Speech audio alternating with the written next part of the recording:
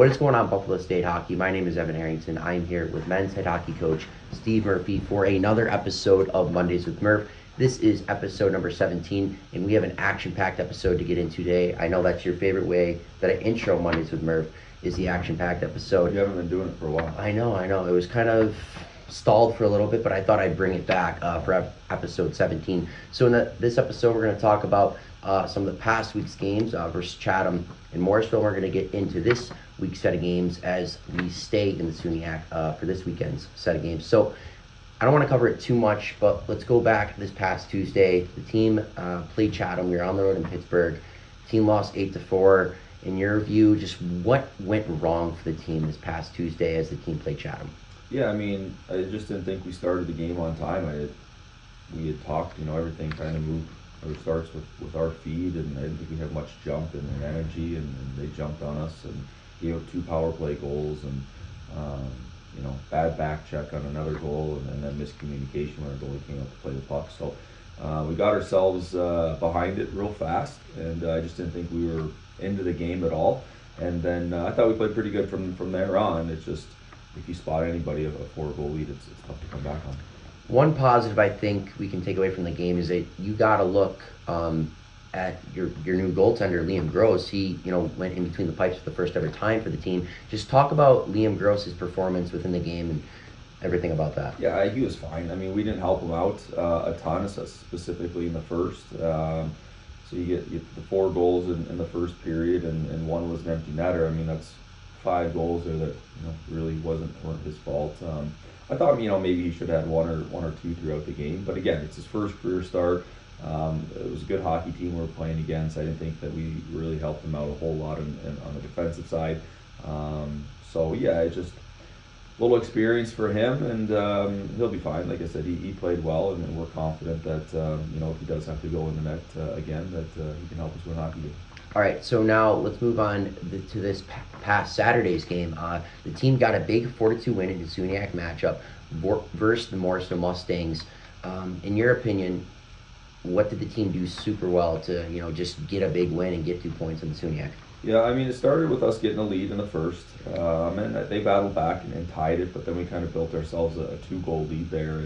And again, it's completely different than being up and being able to kind of stick to your game plan and stick to your game when you have the lead versus like I said, spot teams a couple goal leads, and now you're chasing it, and you're really having to work back and maybe get out of your game plan and make some major adjustments and stuff like that. So it was a big win for us. It was a huge 2 points. We've kind of got the magic number in our head of how many points we need to clinch a playoff spot, and then that helped us inch a little bit closer.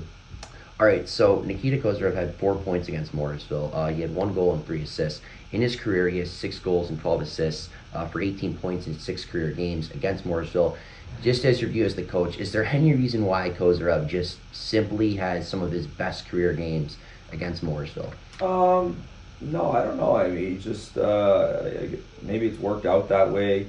I mean, there's certain things that we try to do with matchups and putting his line in a good spot and positions to succeed. But at the end of the day, it's it's a player's game, and it's just one of the teams that he consistently shows up against. And obviously, he did it again last Saturday, and it was good for him to get rewarded, and ultimately helped us massively get the big win. All right, so in the post-game interview, I talked to you a little bit about this player getting his first goal. That was Hayden Ford. Just to go in a little more detail about it, how important is it for someone like Hayden Ford to get his offensive game going, just because he is a defenseman with such a high offensive skill set? Yeah, I mean, we want our defensemen involved all the time in the offensive zone, and there's certain shifts where we don't get them involved. But I think when we get 4 or 5 guys, trying to create some chaos in the offensive zone, it makes us a better team. And I think that's essentially what happened. It was two cycles.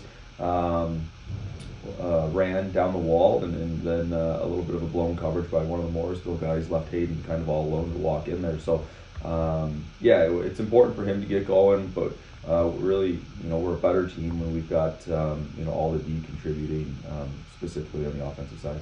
All right, so the team is steadily improving in the face-off circle. Just talk about the importance of improving in the face-off circle, kind of at this right time, gearing towards playoffs. Yeah.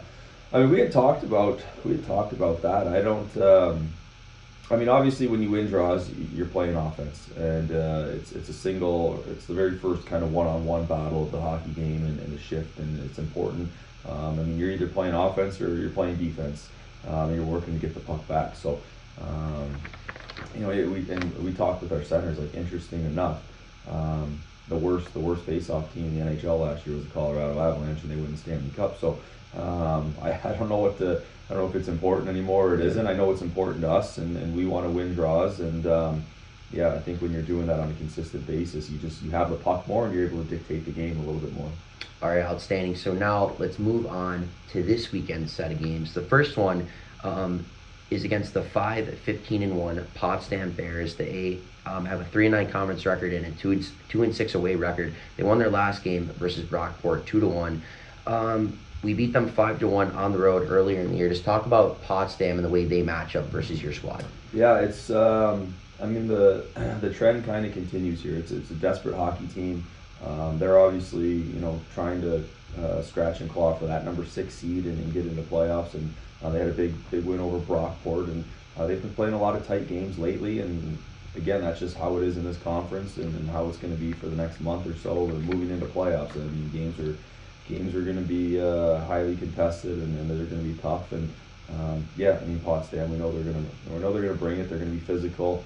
They're going to try and stay patient. And again, I think if we can execute and play our game and get a lead early on, then I think that kind of bodes well for us on Friday night. All right, so now for the second game of the weekend, we take on the 15-4-2 Plattsburgh State Cardinals. They have a 9-2-1 conference record with a 6-3-1 away record, also riding a 6-game winning streak. They do take on Fredonia next, so record is subject to change, win or loss for them. Last time I played Plattsburgh, it was a very close game on the road. We did end up losing 4-3, but the team played very well in that game overall. But how do you see this Plattsburgh team up against you guys now? You had a chance to play them on the road, feel them out a little bit, but now you have them in your barn. How do you feel with this Plattsburgh team? Yeah, I mean, it's. I think that it's going to be a really good hockey game as well. Like you said, they're rolling right now, and they're playing good hockey, a top 10 team in the country. So I think it's going to be a highly competent group coming in. Again, if we play our game and limit their opportunities and take advantage of ours, then we'll be okay. If we're not moving our feet and they're playing faster than us and kind of dictating how the game goes, then that's when we get ourselves in trouble. So yeah, I mean, we'll see if we can kind of get the 2 points Friday night, and then move into Saturday night and play a really good Plattsburgh team. But it'll be alumni night. The place should be filled up with some alumni, and that should be some fun, and hopefully create a little extra energy for us. Yeah, we would honestly love it if a bunch of the alumni were there cheering on the current roster. That has been another episode of Mondays with Murph, episode 17, with myself, Evan Harrington, and men's head hockey coach Steve Murphy. I just want to say thank you to everyone who listens to myself and head coach Steve Murphy every Monday, and we'll see you guys next Monday for another episode of Mondays with Murph.